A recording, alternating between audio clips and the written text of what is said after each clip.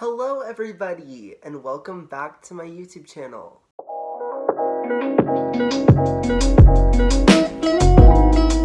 So for today's video, I wanted to do a quick review roundup type thing for all the books that I've read in the past month or so. This has been the month where I've really gotten back into reading, and so I have quite a few books that I've really enjoyed, and a couple of books that were a little bit lighter, but I had a fun time reading them. So my first review is going to be on Pais Society by Ali Carter. This is a book that I think I've had since I was maybe in middle school, and I just never got around to reading it, but I wanted something fun and romantic and something that I didn't really have to spend a lot of time thinking about. I enjoyed it quite a bit, actually.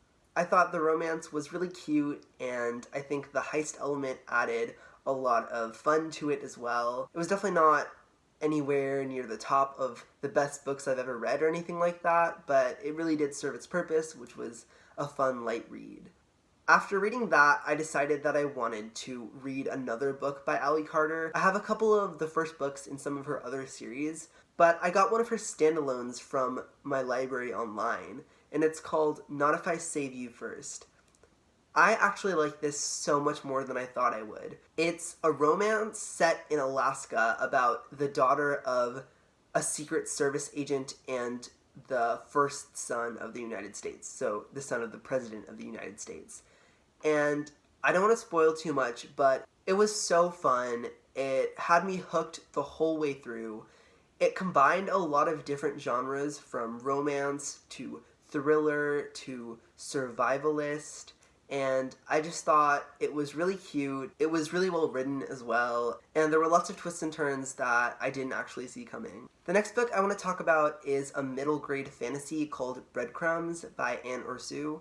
I picked up this book because when I was a kid I had read a couple of her other books, but I found out that the main character of this book is South Asian. She's adopted into a white American family, but she is from India. I thought that was a really good way to write in diversity, where you can talk about people being of different races and of different ethnicities, but you don't necessarily have to have a background in the culture in order to write it authentically. Breadcrumbs is a retelling of the Snow Queen fairy tale by Hans Christian Andersen, and I actually thought it was a really good retelling.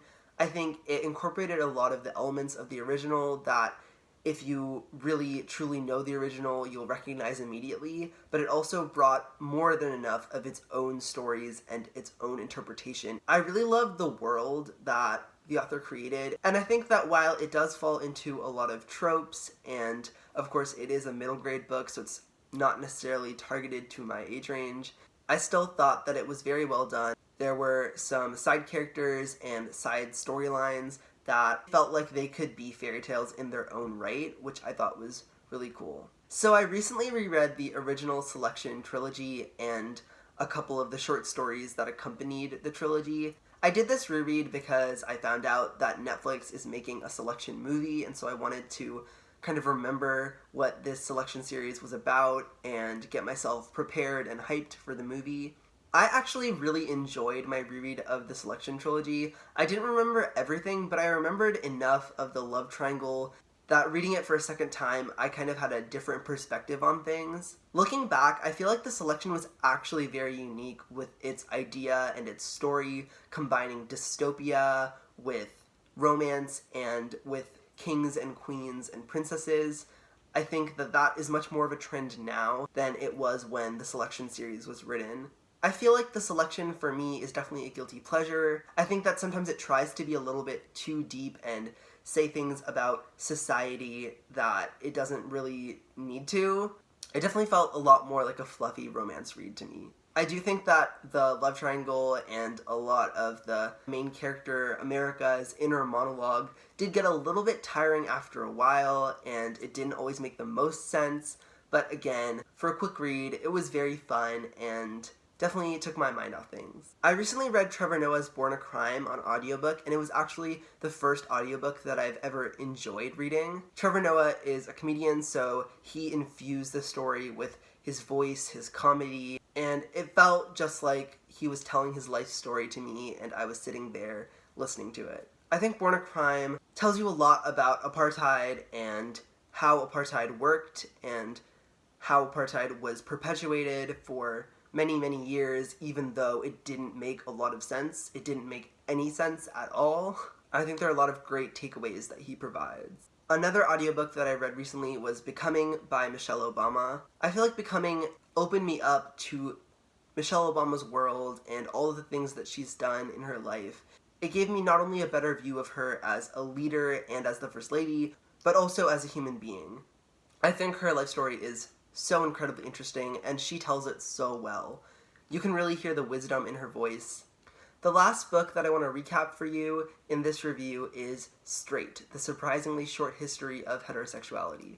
This book gives a really good overview of why heterosexuality as normal is false. It debunks a lot of myths around sexuality and gender and common views of LGBTQ+ people. I think the biological, psychological, and sociological insights that the book provides are all very well encapsulated because, as the title says, it is a pretty short book. I think it's interesting to look at the dominant culture under a microscope because I feel like there's a lot of research on queer people and what queerness is and why people are queer, but no one really does the same thing for straight or cisgender people. A lot of the research done on the general population is done on cis and straight people, but it's not looked at under the same microscope as research on minority groups. So I think that that is super interesting.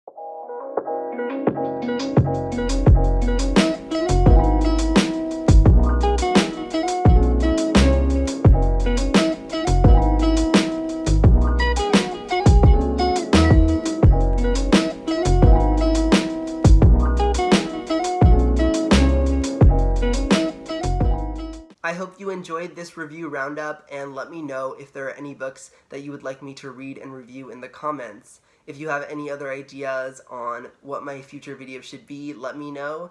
As always, I love you. Bye!